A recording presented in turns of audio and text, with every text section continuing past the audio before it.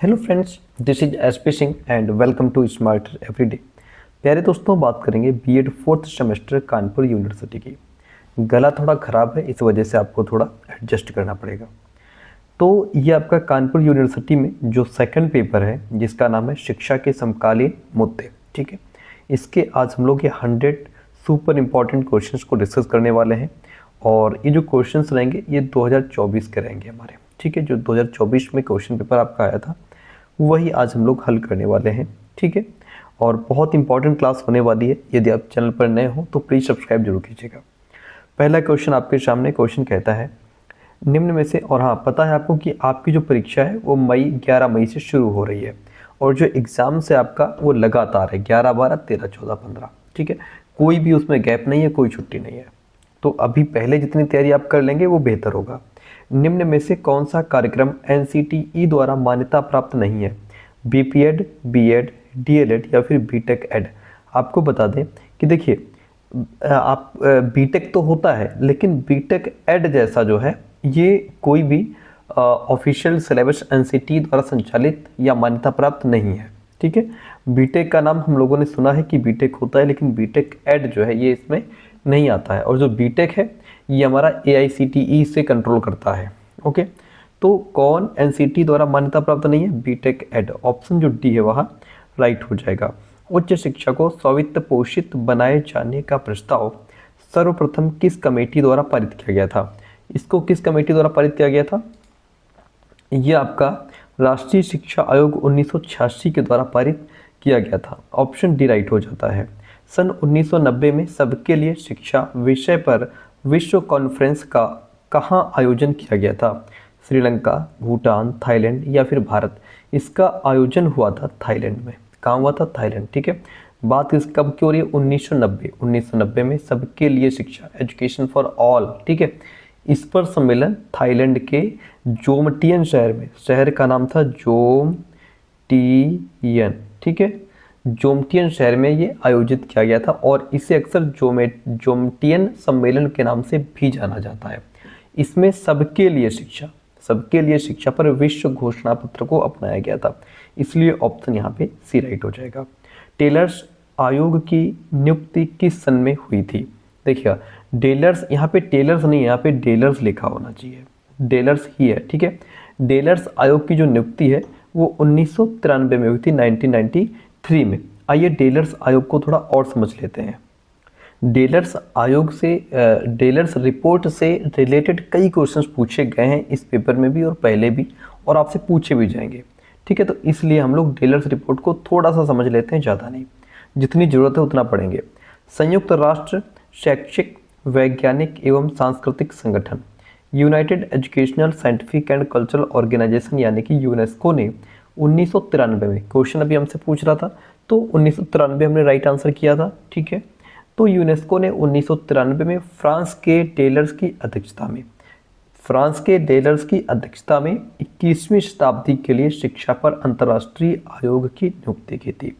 इस आयोग में अध्यक्ष के अतिरिक्त विभिन्न देशों के 14 सदस्य थे, जिनमें एक भारत के डॉक्टर कर्ण सिंह भी थे। इस आयोग की रिपोर्ट सीखना आंतरिक खजाना, learning the treasures with in.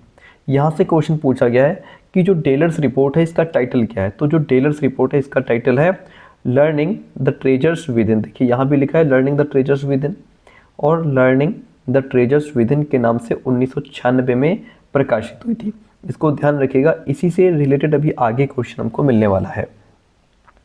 इसमें डेलर्स ने अपने अध्यक्षीय लेख में सर्वप्रथम ये स्पष्ट किया कि मानव के व्यक्तिगत और सामाजिक विकास में शिक्षा की अहम भूमिका होती है।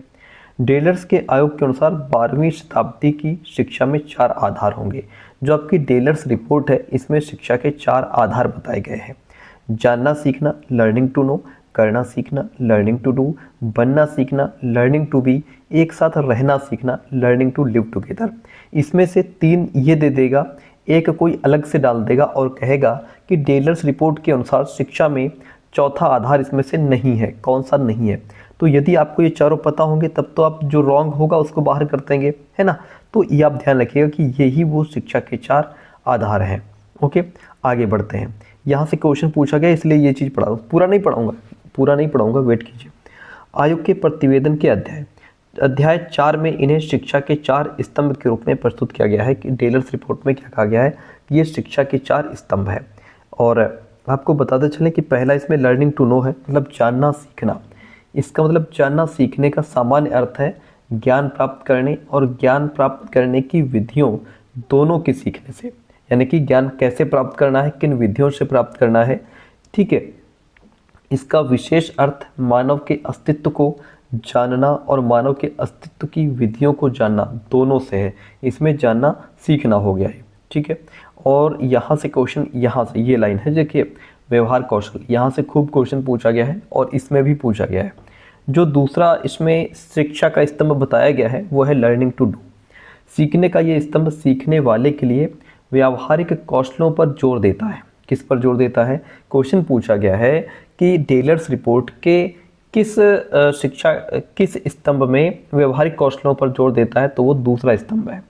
यानी कि ये व्यावसायिक तकनीकी शिक्षा और कार्यकुशल प्रशिक्षण से जुड़ा हुआ है। इसमें यह कहा जाता है कि बालक को उसके व्यवसाय से रिलेटेड शिक्षा दो, ठीक है। और यहाँ पे जो है कहता है कि यह पक्ष परंपरागत रूप से सीखे गए पारंपरिक कार्यों संकीर्णता से परिभाषित कौशल विकास से अलग सीखने को, किसी व्यवसाय को करना सीखने के साथ साथ एक ऐसी कॉम्पिटेंस पूर्ण तरीके से सीखने पर बल देता है जिसके द्वारा व्यक्ति अपने क्षेत्र में उपस्थित होने वाली नई नई परिस्थितियों को समझ सके। मतलब बच्चे को इस तरीके से प्रिपेयर करना है कि उसके सामने जैसे भी सर्कमस्टांसेस, जैसी भी परिस्थितियां पैदा होती हैं, है ना, वो उनके साथ में एडजस्ट हो सके और यदि उसका कोई व्यवसाय है तो वो अपने व्यवसाय में दक्ष हो सके, उनका सामना कर सके और इसके अकॉर्डिंग अपने व्यवसाय करने की विधि और शैली में परिवर्तन और परिमार्जन भी कर सके। इसके बाद आपका बनना सीखना हो जाएगा और फिर आपका एक साथ रहना सीखना हो जाएगा। तो ये बहुत ही इंपॉर्टेंट था, इसलिए हमने इस पर इतना टाइम दिया है, ठीक है। तो इतनी बात क्लियर हो गई। डेलर्स की नियुक्ति तो चलो ठीक है हमारी 1993 में हो गई थी। अब इसके बाद देखिए डेलर्स आयोग की रिपोर्ट किस नाम से प्रकाशित, यहाँ पे डेलर्स रहेगा, ठीक है, वो मिस्टेक हो गई है, सॉरी फॉर दैट। तो डेलर्स आयोग की रिपोर्ट किस नाम से प्रकाशित हुई? ये सीखना आंतरिक खजाना, अभी जस्ट हम लोगों ने पढ़ा, किस नाम से प्रकाशित हुई? सीखना आंतरिक खजाना। डेलर्स आयोग के अनुसार 21वीं शताब्दी में शिक्षा के कितने स्तंभ होंगे? अभी हम लोगों ने पढ़ा है 4 स्तंभ होंगे। कितने स्तंभ होंगे? शिक्षा के 4 स्तंभ बताए गए हैं। राष्ट्रीय शिक्षा नीति 2020 को कब घोषित किया गया था? राष्ट्रीय शिक्षा नीति 2020 को 29 जुलाई 2020 को घोषित किया गया था। इसमें कोई डाउट, कोई संदेह नहीं है। डेलर्स आयोग के सीखने के किस स्तंभ में व्यावहारिक कौशलों पर जोर दिया गया है? ये क्वेश्चन हमने नहीं डाला है, ये आपका पूछा गया क्वेश्चन है, कई बार रिपीटेड है, इसलिए मैंने आपको पहले ही बता दिया था कि इस तरीके से क्वेश्चन पूछा जाएगा। व्यावहारिक कौशलों पर जोर दिया गया है, तो वो कौन सा है? हमारा दूसरा था। कौन सा था? दूसरा, जिसको हम करना सीखना कहते हैं। क्या कहते हैं? करना सीखना। ऑप्शन ए राइट हो जाएगा। इसके बाद नेक्स्ट क्वेश्चन देखिए, 9 नंबर क्वेश्चन कहता है आरएमएसए का कार्यक्षेत्र क्या था? आरएमएसए का पूरा नाम पता है आपको? राष्ट्रीय माध्यमिक शिक्षा अभियान, ठीक है, राष्ट्रीय माध्यमिक शिक्षा अभियान है। और ये मैं बताता चलूँ आपको कि ये भारत सरकार के द्वारा मार्च 2009 में इसको शुरू किया गया था। क्वेश्चन आपसे पूछ लेगा आरएमएसए कब शुरू किया गया? ये मार्च 2009 में शुरू किया गया था, ठीक है। और इसका जो कार्यक्षेत्र था वो माध्यमिक शिक्षा थी। माध्यमिक शिक्षा, इसका मुख्य उद्देश्य जो माध्यमिक शिक्षा है यानी कि 9-10 की जो शिक्षा है इसकी गुणवत्ता में सुधार करना और हर बच्चे तक शिक्षा पहुंच सके ताकि अधिक से अधिक छात्र माध्यमिक स्तर तक अपनी पढ़ाई जारी रख सकें, कोई बीच में शिक्षा यानी कि कोई बीच में विद्यालय छोड़ करके ना जाए। तो इसका कार्यक्षेत्र था माध्यमिक शिक्षा। ऑप्शन बी राइट हो जाएगा। बहुउद्देशीय विद्यालय खोलने का सुझाव सर्वप्रथम किसने दिया था? बहुउद्देशीय विद्यालय खोलने का सुझाव सर्वप्रथम किसने दिया था? सर्वप्रथम मुदालियर कमीशन 1952-53 में सुझाव दिया था कि बहुउद्देशीय विद्यालय खोलने चाहिए। Option B is the right one over here. RMSA किस वर्ष 100% सकल नामांकन दर प्राप्त करने का लक्ष्य रखा गया है? कब रखा गया है भाई? तो ये रखा गया हमारा 2017 में। सर कब? 2017 में। आरएमएसए मैंने अभी जस्ट आपको बताया था कि हमारा क्या है? राष्ट्रीय माध्यमिक शिक्षा अभियान है, ठीक है। माध्यमिक स्तर की जब बात होती है, ये माध्यमिक स्तर की बात करता है, तो इसमें हमारा 9 और 10 आ जाता है, ठीक है। इसकी शिक्षा के लिए 2 बहुत मेन डेडलाइंस निर्धारित की गई थी। कितनी? 2 डेडलाइंस, ठीक है, 2 डेडलाइंस निर्धारित की गई थी। पहली ये थी कि 100% सकल नामांकन दर, जिसको हम GER कहते हैं, मतलब 2017 तक माध्यमिक स्तर पर 100% नामांकन सुनिश्चित करना, 100% नामांकन सुनिश्चित करना, ठीक है। और जो दूसरी शर्त थी, दूसरी डेडलाइन थी, वो ये थी कि सार्वभौमिक ठहराव होना चाहिए, यूनिवर्सल रिटेंशन, वो थी हमारी 2020 तक। 2020 तक ये सुनिश्चित करना कि कोई भी छात्र बीच में स्कूल ना छोड़े, ठीक है। और RMSA की शुरुआत जो है वो कब हुई थी? मार्च 2009 में। इतनी बात क्लियर है? बहुत बढ़िया। अगला क्वेश्चन आपसे कहता है 2020 में MHRD द्वारा किसकी स्थापना की मांग की गई? तो 2020 में MHRD द्वारा बुनियादी साक्षरता और संख्यात्मक ज्ञान पर आधारित राष्ट्रीय मिशन की मांग की गई थी।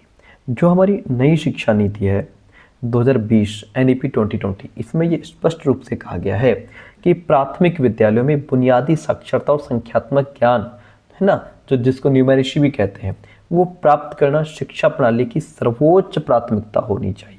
इसलिए यहाँ पे ऑप्शन फर्स्ट राइट हो जाएगा।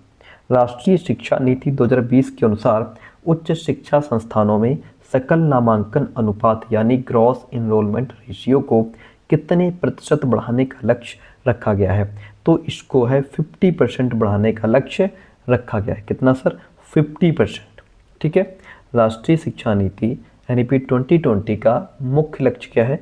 जो हमारी उच्च शिक्षा है, ठीक है, हायर एजुकेशन, इसमें सकल नामांकन अनुपात, जिसको हम क्या कहते हैं? GER, ठीक है, इसको बढ़ा करके 50% तक पहुंचाना है। और ये जो 50% तक पहुंचाना है, इस लक्ष्य को 2035 तक प्राप्त करने की योजना बनाई गई है। कब तक? 2035 तक।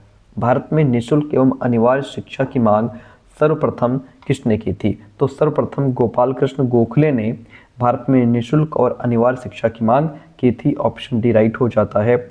नई शिक्षा नीति NEP 2020 में शिक्षक को किस कक्षा तक मातृभाषा, स्थानीय भाषा या क्षेत्रीय भाषा में पाठ पढ़ाने पर जोर दिया गया है? किस क्लास तक? तो टीचर कम से कम बच्चा 5 तक बच्चे को जो चैप्टर पढ़ाए, वहाँ की जो भी रीजनल लैंग्वेज हो, मातृभाषा हो, क्षेत्रीय भाषा हो, स्थानीय जो भी लोकल लैंग्वेज है, उस लैंग्वेज में सिखाओ। बच्चा चीज़ों को जल्दी पकड़ता है, गहराई से, और जल्दी समझता है। 6 से 14 वर्ष की आयु तक मुफ्त एवं अनिवार्य शिक्षा प्रदान करने का दायित्व है किसका है? तो 6 से 14 वर्ष की आयु तक मुफ्त और अनिवार्य शिक्षा प्रदान करने का दायित्व केंद्र और राज्य सरकार दोनों का है, क्योंकि शिक्षा समवर्ती सूची का विषय है जिस पर दोनों लोग मिलकर के काम करते हैं, केंद्र और राज्य। क्वेश्चन नंबर 17 आपके सामने कहता है RTE एक्ट 2009 में प्रावधान नहीं है किस चीज़ का? घुमंतू वालों की शिक्षा होनी चाहिए, दंड देने का कोई प्रावधान कहीं भी नहीं है, विशेष आवश्यकता वाले बच्चों के लिए वेल ट्रेन टीचर्स होने चाहिए, वेरी गुड, शिक्षक छात्र के अनुपात का सही अनुपात होना चाहिए, भी बात ठीक है, लेकिन दंड देने का कहीं पे कोई प्रावधान नहीं है। Option B is the right one over here.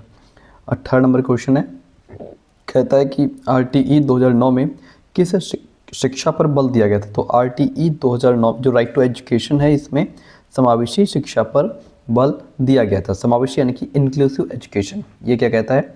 इसका यहाँ पे मुख्य उद्देश्य ये है कि सभी प्रकार के बच्चे, चाहे कोई कैसा भी बच्चा हो, किसी भी बैकग्राउंड से आता हो, अमीर हो, गरीब हो, है ना, हर प्रकार उसकी सामाजिक आर्थिक जो भी स्थिति रही हो, है ना, हर बच्चे को एक ही छत के नीचे क्वालिटी एजुकेशन मिलनी चाहिए, सबके साथ समानता का व्यवहार हो। भारत में शिक्षक शिक्षा से जुड़े ज्वलंत मुद्दे कौन से हैं? शिक्षक शिक्षा से जुड़े ज्वलंत मुद्दे यहाँ पे सक्षम शिक्षकों के चयन की समस्या है, ये भी सही है, हमें वेल ट्रेन टीचर्स नहीं मिलते, और शिक्षक प्रशिक्षण के लिए प्रदान की गई छोटी समय अवधि की भी समस्या है कि आप टीचर्स को ट्रेनिंग देते समय बहुत कम समय का प्रयोग करते हो, ये भी एक समस्या है। शिक्षक छात्र शिक्षकों की अक्षमता, तो यहाँ पे ऑप्शन डी राइट हो जाएगा। सारे ही शिक्षक शिक्षा से जुड़े ज्वलंत मुद्दे हैं। 20 नंबर क्वेश्चन कहता है SCRT की स्थापना किस वर्ष की गई थी? देखिएगा, SCRT की स्थापना 1981 में की गई थी सर। कब की गई थी? 1981 में। SCRT का पूरा नाम होता है राज्य शैक्षिक अनुसंधान और प्रशिक्षण परिषद, state council of educational research and training, ये इसका पूरा नाम है, ध्यान रखिएगा। क्वेश्चन आपसे पूछ सकता है कि SCRT का पूरा नाम क्या है। निम्न में से किस संस्थान की स्थापना स्कूली शिक्षा तथा शिक्षक प्रशिक्षण के गुणात्मक सुधार के लिए की गई थी? किस संस्थान की स्थापना हुई थी? तो वो संस्थान है हमारा एनसीईआरटी। क्या है? एनसीईआरटी। एनसीईआरटी का पूरा नाम राष्ट्रीय शैक्षिक अनुसंधान और प्रशिक्षण परिषद होता है। इंग्लिश में इसको national council of educational research and training कहते हैं। इसकी स्थापना भारत सरकार द्वारा 1 सितंबर 1961 को की गई थी। किसकी स्थापना सर? एनसीईआरटी की स्थापना 1961 में हुई थी। ठीक है। नैक का मुख्यालय कहाँ स्थित है? नैक का मुख्यालय बेंगलुरु में स्थित है। कहाँ है? बेंगलुरु। नैक का पूरा नाम राष्ट्रीय मूल्यांकन एवं प्रत्यायन परिषद, national assessment and accreditation council होता है। इसकी स्थापना 1994 में की गई थी। ऑप्शन सी यहाँ पे बेस्ट ऑप्शन हो जाता है। राष्ट्रीय शिक्षा नीति 1986 में किस वर्ष संशोधन किया गया था भाई? कब हुआ था संशोधन? 1992 में संशोधन हुआ था। ऑप्शन बी राइट हो जाएगा। शिक्षा के व्यवसायीकरण में माध्यमिक शिक्षा आयोग का सुझाव है। क्या सुझाव है? शिल्प और विविध कार्यों का प्रबंध होना चाहिए। बहुत अच्छी बात है। माध्यमिक स्कूलों में कृषि की शिक्षा भी दी जानी चाहिए। बहुउद्देशीय विद्यालयों की स्थापना भी की जानी चाहिए। ये सारे ही जो है माध्यमिक शिक्षा आयोग के क्या हैं? सुझाव हैं। ऑप्शन डी राइट हो जाता है। शिक्षा का अधिकार अधिनियम 2009 में कहा गया है कि एक शिक्षक निम्न में से कौन सा कर्तव्य निभाएगा? स्कूल जाने में नियमितता और समय की पाबंदी बनाए रखना। बहुत हाँ, ये तो ठीक है। टीचर रेगुलर स्कूल जाएगा, समय पे स्कूल जाएगा। पाठ्यक्रम का संचालन पूरा करना और एक तय समय में पाठ्यक्रम पूरा करना। ऐसा नहीं कि सिर्फ टाइम पे आपने सिलेबस को ही ख़त्म किया है, बल्कि बच्चे अच्छे से सीखने भी चाहिए। तो ये सारे ही ऑप्शंस यहाँ पे, ये सारे कर्तव्य जो है वो टीचर को निभाने होंगे। 26 नंबर क्वेश्चन बताने से पहले मैं आपको बता दूं कि हम पेड नोट्स भी प्रोवाइड कराते हैं। इसका मतलब ये होता है कि आपको कुछ फ़ीस पे करनी पड़ती है and complete notes PDF format में आपको व्हाट्सएप पे प्रोवाइड करा दिए जाते हैं। उसके लिए आप हमें व्हाट्सएप कीजिएगा इस नंबर पे 9628182649। उसमें आपको लिखना है कि सर हमें CSJMU या कानपुर यूनिवर्सिटी के बीएड 4th सेमेस्टर के नोट्स चाहिए। हम आपको यहाँ से प्रोसेस भेज देंगे। अब जैसे ये हम लोग सेकंड पेपर पढ़ रहे हैं, तो सेकंड पेपर का मटेरियल किस तरीके का होगा एक बार मैं आपको दिखा देता हूँ। देखिए यहाँ पे लिखा है Kanpur university CSJMU BEd 4th semester new syllabus based notes updated by SP sir हैं। ये आपका सेकंड पेपर है और ये सब्जेक्टिव कंटेंट है। ठीक है। ये आपका सब्जेक्टिव भी ऑब्जेक्टिव में बहुत काम करता है, क्योंकि जब आप सब्जेक्टिव बढ़िया से पढ़ लेते हैं तो फिर ऑब्जेक्टिव में क्वेश्चंस कहीं से भी पूछ ले आप पीछे नहीं हटते हैं। यदि आपने सिर्फ ऑब्जेक्टिव रट्टा मारे हैं तो फिर अगर क्वेश्चन बाहर से पूछ लेता है तो आप चीज़ों को समझ नहीं पाते हैं। सब्जेक्टिव को भी इस तरीके से लिखा गया है कि बिल्कुल पढ़ने में बहुत आसान रहे। जैसा अभी हम लोग डीलर्स रिपोर्ट पढ़ रहे थे, इसी से कितना बढ़िया से आप समझ पा रहे थे उसको, है ना। अब ये चाहे राष्ट्रीय शिक्षा नीति 1986 हो, है ना। अब इसमें विभिन्न स्तरों पर शिक्षा का पुनर्गठन किस तरीके से हुआ, बहुत छोटे छोटे शब्दों में हमने इस चीज़ को यहाँ पे लिखा हुआ है। उसके बाद आपका ये शॉर्ट नोट्स वन लाइनर्स कहा जाता है कि एक एक लाइन में चीज़ें क्लियर हो जाती हैं। आपको ज़्यादा मेहनत नहीं करनी है, बस एक एक लाइन में कॉन्सेप्ट आपके क्लियर होते चले जाएंगे। जैसे नई राष्ट्रीय शिक्षा नीति 2020 में स्कूली शिक्षा के लिए जिस शैक्षणिक संरचना को निर्धारित किया गया वो हमारा ये है, और इसमें 5334 है, और इसमें भी पहली 5 वर्ष की आधारभूत जो फाउंडेशनल स्टेज है, प्रेपरेटरी स्टेज है, 3 वर्ष की उच्च माध्यमिक या माध्यमिक अवस्था, 4 वर्ष की उच्च या माध्यमिक अवस्था है। ठीक है। और ये सारी चीज़ें यहाँ पे बहुत ही शॉर्ट में दी हैं ताकि आपकी चीज़ें बहुत आसान तरीके से क्लियर होती चलें। ठीक है। सन 1857 में भारत में अंग्रेजों के विरुद्ध क्रांति हुई। 1859 में सरकार ने प्राथमिक शिक्षा कर लगाया। 1882 में विलियम हंटर की अध्यक्षता में भारतीय शिक्षा आयोग की नियुक्ति हुई। 1989 में लॉर्ड कर्जन भारत वायसराय बनकर आया। गोखले ने 16 मार्च 1911 को केंद्रीय धारा सभा में अपना प्राथमिक शिक्षा संबंधी विधेयक प्रस्तुत किया था। बहुत शॉर्ट में चीज़ें लिखी हैं। फिर उसके बाद आपका ये MCQs PYQs कंटेंट आ जाता है। ठीक है। सारा कुछ सेकंड पेपर का ही दिखा रहा हूँ। इसमें आपको चैप्टर वाइज MCQs मिलने वाले हैं।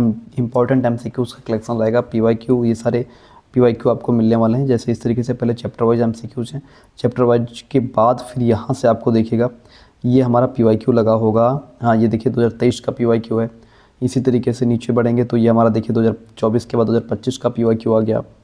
और सबसे बड़ी बात, जो आपका मार्केट में क्वेश्चन बैंक आया है अभी लेटेस्ट वाला 2026, देखिए यहाँ पे लिखा है, ये 2026 वाला क्वेश्चन बैंक जो है ये भी हम आपको प्रोवाइड करा रहे हैं साथ में ही, और इसमें जो आंसर राइट है उसको टिक करके आपको भेज रहे हैं। तो ये सारा कंटेंट आपको एक जगह लेना है और उसके लिए में यहाँ पे व्हाट्सएप करिएगा। 26 नंबर क्वेश्चन कहता है शिक्षा का अधिकार अधिनियम 2009 में पहली बार संशोधन कब किया गया था? पहली बार जो संशोधन है आपका वो 2012 में हुआ था। शिक्षा का अधिकार अधिनियम, जिसको आरटी अधिनियम 2009 भी कहते हैं, इसमें पहली बार संशोधन 2012 में किया गया था, जिसे निःशुल्क और अनिवार्य बाल शिक्षा का अधिकार यानी कि संशोधन अधिनियम 2012 के नाम से भी जाना जाता है। 27 नंबर क्वेश्चन है, शिक्षा का अधिकार अधिनियम 2009 में कितने अध्याय और धाराएं हैं? तो इसमें आपकी 7 अध्याय 38 धाराएं, एक अनुसूची है सर। कितने? 7 अध्याय 38 धाराएं, एक अनुसूची है। ऑप्शन सी राइट हो गया। राष्ट्रीय शिक्षा नीति 2020 के अनुसार किस वर्ष तक अध्यापक के लिए न्यूनतम डिग्री योग्यता 4 वर्षीय एकीकृत बीएड डिग्री का होना अनिवार्य किया जाएगा? तो 4 वर्षीय एकीकृत बीएड डिग्री का होना अनिवार्य है, ये 2030 तक है। कब तक? 2030 तक अध्यापक के लिए आपको, आपके पास जो न्यूनतम डिग्री हो वो कम से कम 4 वर्षीय बीएड होना ही चाहिए। इसलिए ऑप्शन यहाँ पे जो डी है वह राइट हो जाता है। आगे बढ़ेंगे। आरटीई 2009 का प्रावधान कहाँ लागू नहीं होंगे? राइट टू एजुकेशन 2009 के जो प्रावधान है वो कहाँ लागू नहीं होंगे? वो आपके मदरसों में, वैदिक पाठशालाओं में, धार्मिक शिक्षा प्रदान करने वाले शैक्षणिक संस्थानों में लागू नहीं होंगे। कुल मिलाकर के यहाँ पे इन सभी जगह पे ये चीज़ें लागू नहीं होती हैं, इसलिए ऑप्शन डी राइट हो जाएगा। 30 नंबर क्वेश्चन कहता है किस राज्य में देश के सर्वाधिक राज्य विश्वविद्यालय हैं? तो वो राज्य हमारा उत्तर प्रदेश है, जिसमें सर्वाधिक राज्य विश्वविद्यालय यानी कि स्टेट यूनिवर्सिटीज़ हैं उत्तर प्रदेश में। राष्ट्रीय शिक्षक शिक्षा परिषद की स्थापना के लिए सुझाव सर्वप्रथम किस आयोग द्वारा दिया गया था? किसके द्वारा? NEP 1986 के द्वारा, यानी कि 1986 के द्वारा जो है वो राष्ट्रीय शिक्षक शिक्षा परिषद की स्थापना के लिए सर्वप्रथम सुझाव इसके माध्यम से, यानी कि राष्ट्रीय शिक्षा नीति 1986 के माध्यम से दिया गया था। ऑप्शन सी राइट हो जाता है। अगला क्वेश्चन, निष्ठा योजना किसके द्वारा प्रारंभ की गई थी? जो निष्ठा योजना है यह मानव संसाधन विकास मंत्रालय के द्वारा प्रारंभ की गई थी। ऑप्शन फर्स्ट यहाँ पे बिल्कुल आपका सटीक आंसर है। निष्ठा का नाम है national initiative for school heads and teachers holistic advancement, ये इसका पूरा नाम है। हिंदी में कहते हैं स्कूली प्रमुखों और शिक्षकों की समग्र उन्नति के लिए राष्ट्रीय पहल। ओके, इस योजना का शुभारंभ 31 अगस्त 2019 को तत्कालीन यानी कि उस समय के मानव संसाधन विकास मंत्रालय यानी कि MHRD द्वारा किया गया था। वर्तमान में इस मंत्रालय का नाम बदलकर शिक्षा मंत्रालय कर दिया गया है। सर क्या कर दिया गया है? शिक्षा मंत्रालय कर दिया गया है। 33 नंबर क्वेश्चन लीजिए। निम्न में से कौन सी शैक्षिक नियोजकों यानी प्लानर्स और प्रशासकों एडमिनिस्ट्रेटर्स को प्रशिक्षण देने वाली एक स्वायत्त संस्था है? वो कौन सी संस्था है? वह है न्यूपा। कौन सी है? न्यूपा। न्यूपा को कहते हैं राष्ट्रीय शैक्षिक योजना एवं प्रशासन विश्वविद्यालय, national educational university of planning and administration.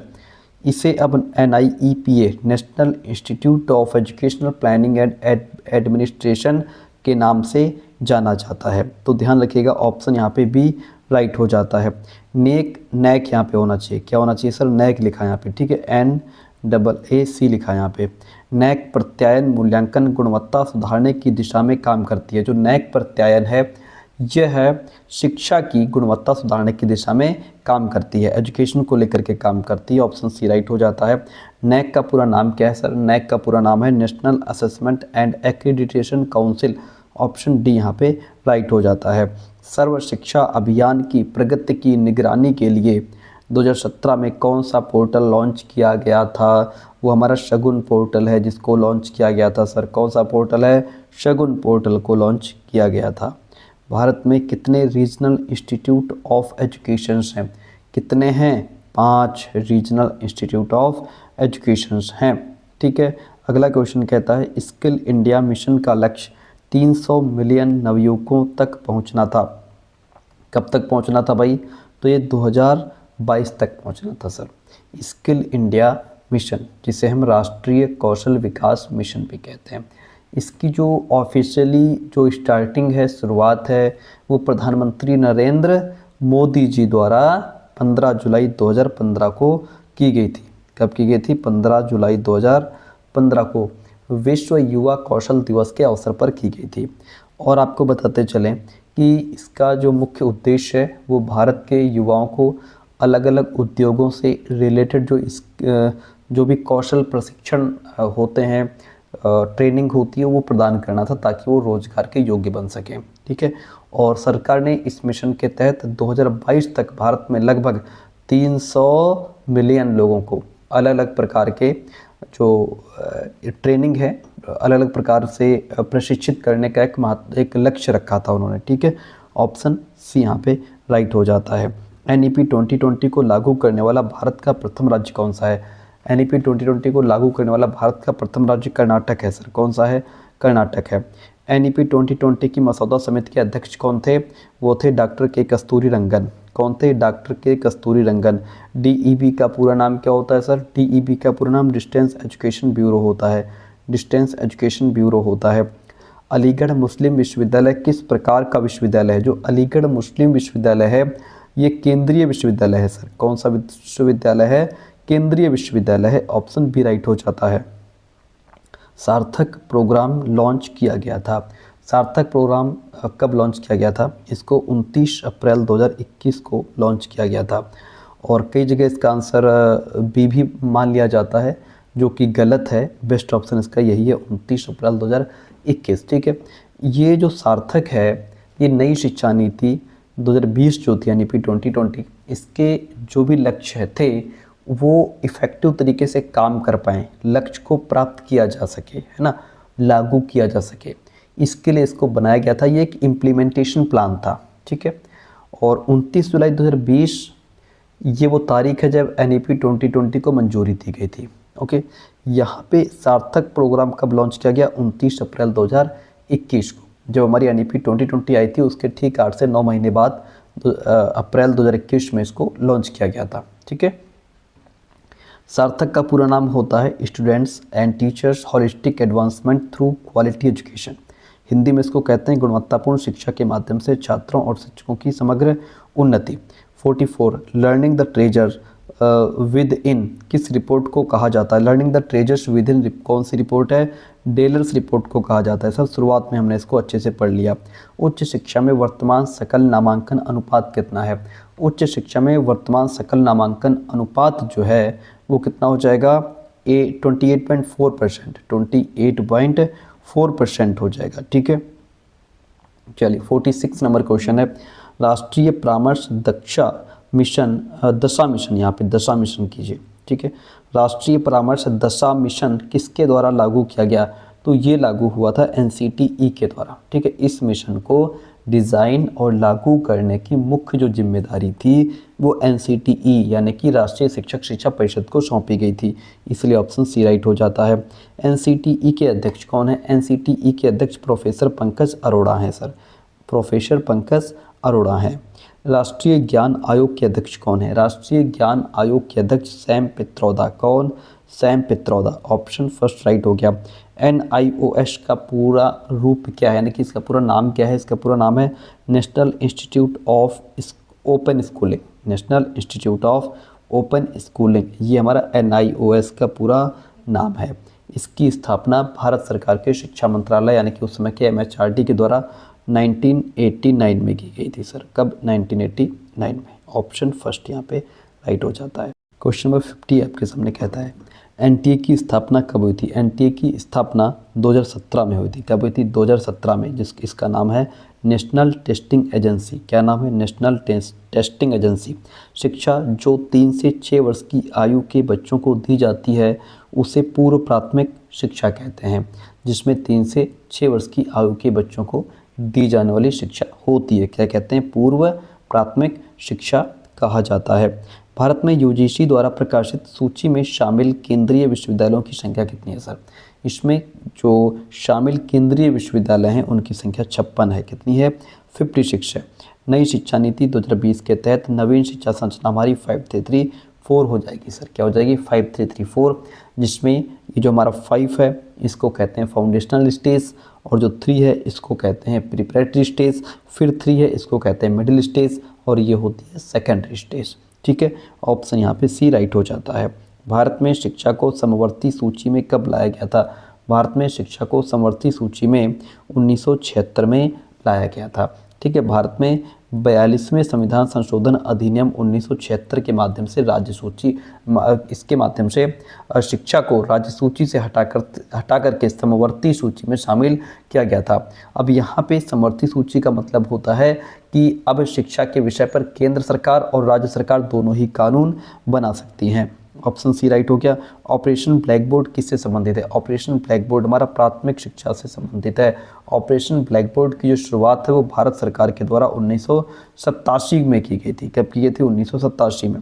Bharat में शिक्षक शिक्षा की नियामक संस्था है, कौन है? वो है NCTE, मतलब जिसको हम कहते हैं national council for teacher education, राष्ट्रीय शिक्षक शिक्षा परिषद। इसकी स्थापना कब हुई थी?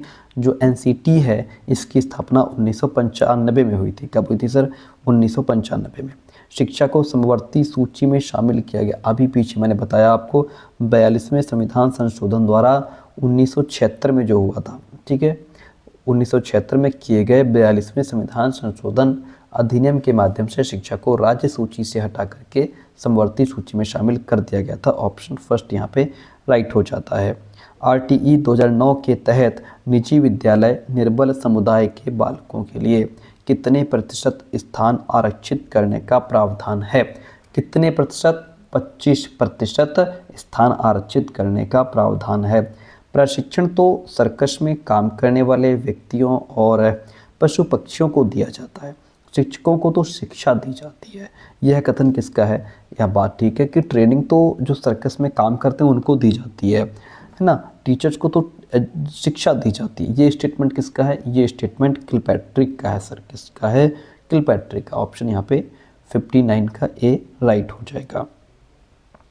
नई शिक्षा नीति 2020 में छात्रों के मूल्यांकन हेतु मानक निर्धारक निकाय के रूप में स्थापित की जाने वाली संस्था होगी। कौन सी होगी? वह हमारी परख होगी।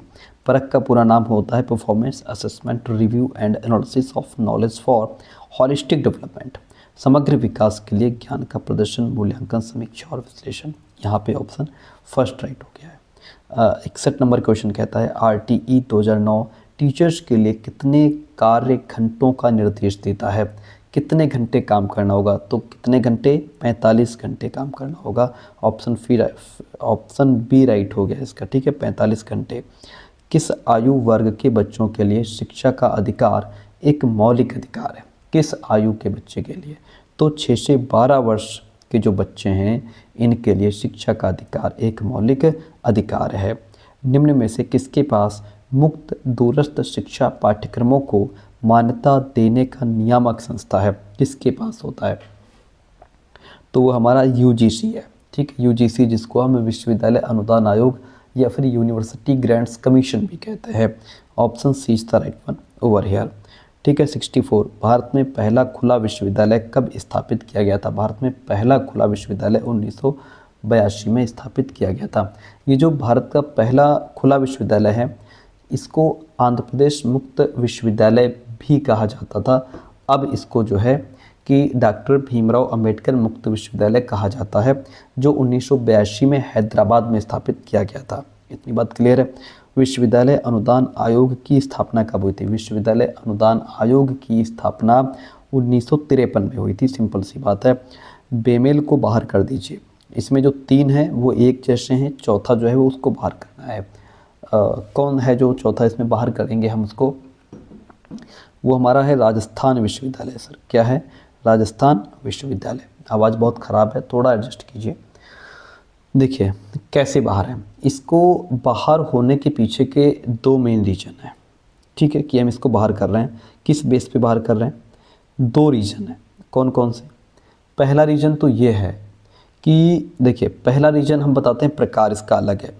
जो हमारी दिल्ली विश्वविद्यालय है, जामिया मिलिया विश्वविद्यालय है, इंदिरा गांधी मुक्त विश्वविद्यालय, ये तीनों ही जो हैं कि केंद्रीय विश्वविद्यालय हैं। ये तीनों सेंट्रल यूनिवर्सिटीज़ हैं। वहीं पे जो राजस्थान विश्वविद्यालय है ये एक स्टेट यूनिवर्सिटी है, इसलिए ये बाहर हो गया। दूसरा प्रकार अगर हम देखें तो ये तो तीनों दिल्ली में स्थित हैं। ये तीनों कहाँ स्थित हैं? दिल्ली में। जबकि राजस्थान विश्वविद्यालय राजस्थान में स्थित है। तो 2 तरीके से हमने इसको बाहर कर दिया। सर्व शिक्षा अभियान की शुरुआत कब की थी? सर्व शिक्षा अभियान की शुरुआत 2001 में की गई थी। ओके, शिक्षा का अधिकार अधिनियम कब लागू हुआ था? शिक्षा का अधिकार अधिनियम 1 अप्रैल 2010 को लागू हुआ था। आपको बता दें, जो हमारा शिक्षा का अधिकार अधिनियम है इसको 2009 में, कब सर? 2009 में भारतीय संसद के द्वारा पारित किया गया था, लेकिन ये पूरे देश में 1 अप्रैल 2010 से प्रभावी रूप से लागू हुआ था। भारत में राष्ट्रीय शिक्षा पाठ्यक्रम फ्रेमवर्क 2009 NCFTE निम्न में से किसके द्वारा तैयार किया गया था? तो ये हमारा NCTE के द्वारा तैयार किया गया था। किसके द्वारा? NCTE के द्वारा। अब यहाँ पे देखिए NCFTE इसका पूरा नाम होता है national curriculum framework for teacher education, यानी कि राष्ट्रीय शिक्षक शिक्षा पाठ्यचर्या रूपरेखा, ये इसका पूरा नाम होता है। चूँकि ये जो फ्रेमवर्क है वो स्पेशली टीचर्स की ट्रेनिंग और एजुकेशन को इम्प्रूव करने के लिए था, इसलिए इसे राष्ट्रीय शिक्षक शिक्षा परिषद यानी कि NCTE द्वारा तैयार किया गया था। ऑप्शन फर्स्ट राइट हो जाता है। जिला शैक्षिक एवं प्रशिक्षण संस्थान डाइट की स्थापना किस शिक्षा नीति के तहत की गई थी? इसकी स्थापना शिक्षा नीति 1986 के तहत की गई थी। डाइट का पूरा नाम होता है district institute of education and training. चलिए अगला क्वेश्चन, शैक्षिक अवसरों की समानता की अवधारणा का निहितार्थ क्या है? शैक्षिक अवसरों की समानता की अवधारणा का निहितार्थ है विद्यार्थियों को उनके योग्यता के अनुरूप संसाधन उपलब्ध कराना। जो बालक जैसा है उसको उसकी योग्यता के अकॉर्डिंग आप मटेरियल उपलब्ध कराओ। ऑप्शन यहाँ पे बी राइट हो जाएगा। मैं चारों ऑप्शन इसलिए नहीं पढ़ रहा हूँ क्योंकि आवाज़ निकल नहीं रही है। दूसरी बात यह है कि मतलब बोलने में समस्या है तो ज़्यादा एक्सप्लेन भी नहीं कर पा रहे हैं। 72 नंबर क्वेश्चन कहता है भारत में राष्ट्रीय शिक्षक शिक्षा परिषद NCTE की स्थापना निम्नलिखित में से किस उद्देश्य से की गई थी? तो इसकी स्थापना टीचर एजुकेशन की क्वालिटी इम्प्रूव कर सके इसलिए की गई थी। शिक्षक शिक्षा की गुणवत्ता में सुधार करने के लिए NCTE की स्थापना की गई थी। 73 नंबर क्वेश्चन कहता है अध्यापक शिक्षा के पाठ्यक्रम की क्रियान्वयन की जिम्मेदारी प्रत्यक्षता है किसकी है? तो ये NCERT की जिम्मेदारी है सर। किसकी जिम्मेदारी है? NCERT की जिम्मेदारी है। संविधान के 21 अनुच्छेद के अंतर्गत शिक्षा के अधिकार को मौलिक अधिकार बनाया गया था, तो वो था हमारा अनुच्छेद 21A, जिसके अंतर्गत शिक्षा के अधिकार को मौलिक अधिकार बनाया गया था। ऑप्शन सी राइट हो गया। स्कूल में छात्रों की संख्या बढ़ाने के उद्देश्य से कौन सी योजना नहीं चलाई गई थी? कौन सी योजना नहीं चलाई गई थी? देखिए मिड डे मील योजना चलाई गई थी कि भाई बच्चे आएँ, है ना, उनको अच्छा खाना मिले, भोजन मिले और न्यूट्रिशंस मिले और बच्चे यहीं पढ़ेंगे, यहीं खाना खाएंगे, घर वापस नहीं जाएंगे हाफ टाइम में, तो मतलब शिक्षा की क्वालिटी बढ़ेगी। और स्कूल चले हम अभियान इसीलिए चलाया गया, सर्व शिक्षा अभियान चलाया गया, लेकिन प्रौढ़ शिक्षा कार्यक्रम प्रौढ़ के लिए था, बच्चों के लिए थोड़ी ना था ये। ऑप्शन यहाँ पे बी राइट हो जाता है। विद्यालय में पोषण युक्त भोजन उपलब्ध करवाने के उद्देश्य से कौन सी योजना प्रारंभ की गई थी? भोजन के लिए मिड डे मील योजना शुरू की गई थी। ऑप्शन फर्स्ट यहाँ पे राइट हो जाता है। ठीक है। और अगर आपसे पूछ ले कि ये जो मिड डे मील योजना है इसकी शुरुआत कब हुई थी? इसकी शुरुआत 15 अगस्त 1995 को इसकी शुरुआत हुई थी। कब? 15 अगस्त 1995 को। राष्ट्रीय शैक्षिक अनुसंधान एवं प्रशिक्षण परिषद NCERT की स्थापना कब की गई थी? इसकी स्थापना 1961 को की गई थी, 1 सितंबर 1961 को। ऑप्शन फर्स्ट राइट हो जाता है। राज्य शैक्षिक अनुसंधान एवं प्रशिक्षण परिषद SCERT के व्यापक काम क्या हैं? इसके काम हैं पाठ्यक्रम, पाठ्यपुस्तकों, प्रशिक्षण, अनुसंधान और नवाचारों का विकास करना। ठीक है, पाठ्यक्रम, पाठ्यपुस्तकों, प्रशिक्षण, अनुसंधान और नवाचारों का विकास करना। ऑप्शन सी यहाँ पे राइट हो जाता है।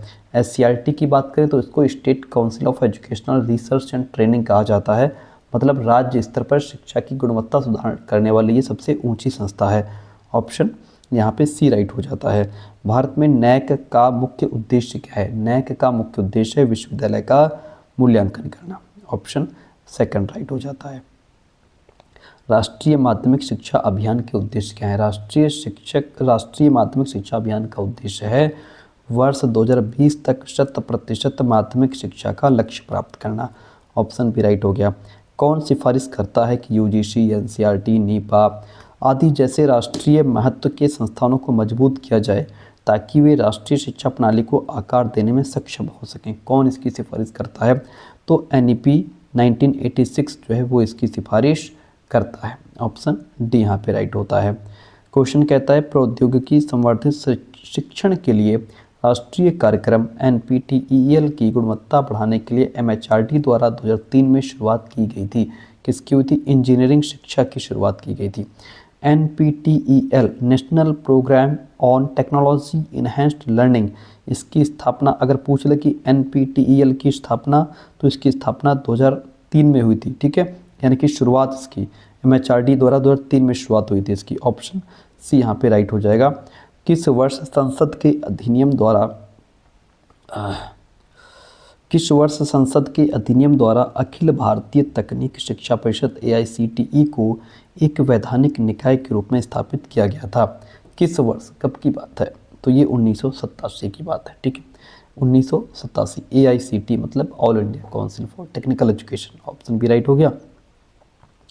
पूर्व प्राथमिक शिक्षा ग्रहण करने की उचित आयु क्या है? पूर्व प्राथमिक शिक्षा ग्रहण करने की उचित आयु है 2 से 6 वर्ष। 2 से 6 वर्ष। RTE की कौन सी धारा शिक्षक के कर्तव्यों से संबंधित है? कौन सी धारा शिक्षक के कर्तव्यों से संबंधित है? वो है धारा 24। कौन सी? धारा 24।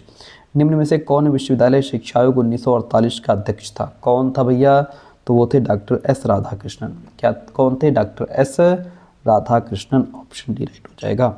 भारत में सर्वप्रथम किस आयोग ने ग्रामीण विश्वविद्यालयों की स्थापना का सुझाव दिया था? विश्वविद्यालय शिक्षा आयोग 1948-49 ने। ठीक है, और आपको बता दें कि इसके अध्यक्ष डॉक्टर सर्वपल्ली राधाकृष्णन थे, इसीलिए उनके नाम पर इसको राधाकृष्णन आयोग भी कहा जाता है।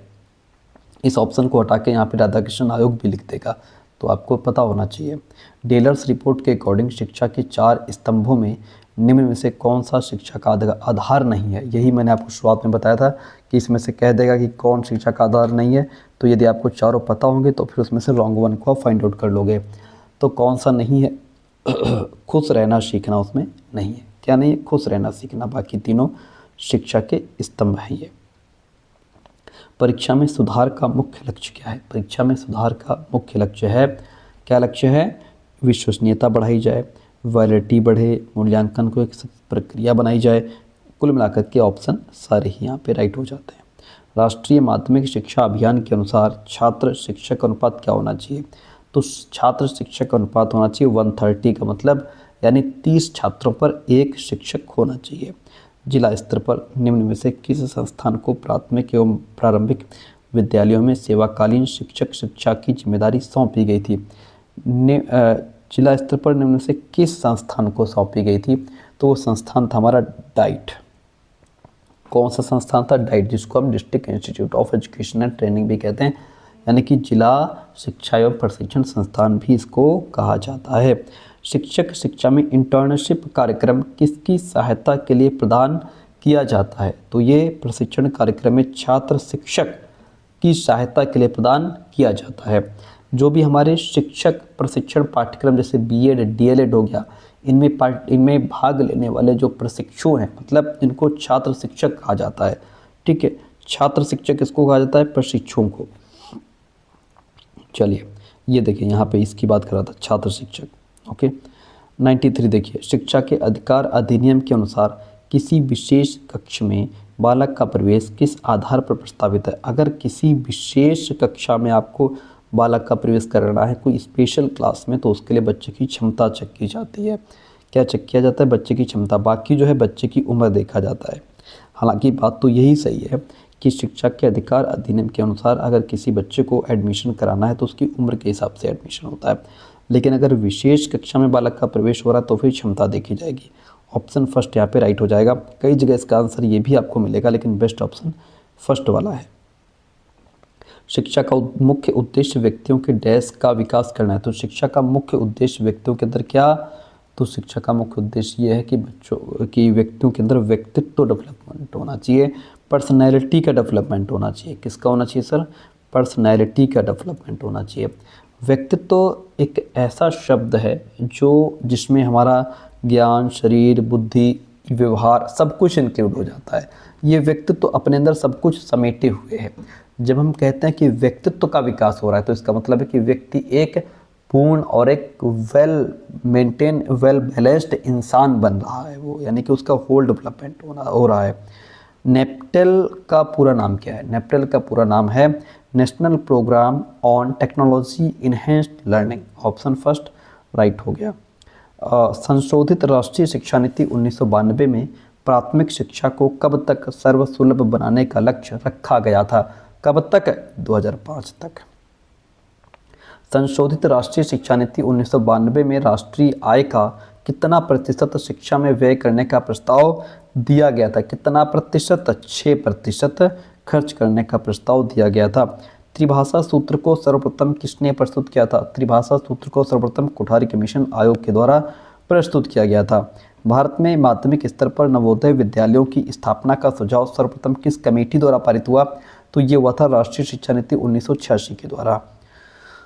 निम्न में से कौन सी एनसीईआरटी की घटक इकाई नहीं है? तो वो एनसीटीई नहीं है। ऑप्शन डी राइट हो गया। ठीक है, बाकी यूपी टेट जुलाई 2026 के एग्जाम्स के लिए हमारा ये जो चैनल है लर्न विद एसपी सर, इसका लिंक डिस्क्रिप्शन बॉक्स में मिल जाएगा, वहाँ जाकर के इसको सब्सक्राइब कर लीजिए।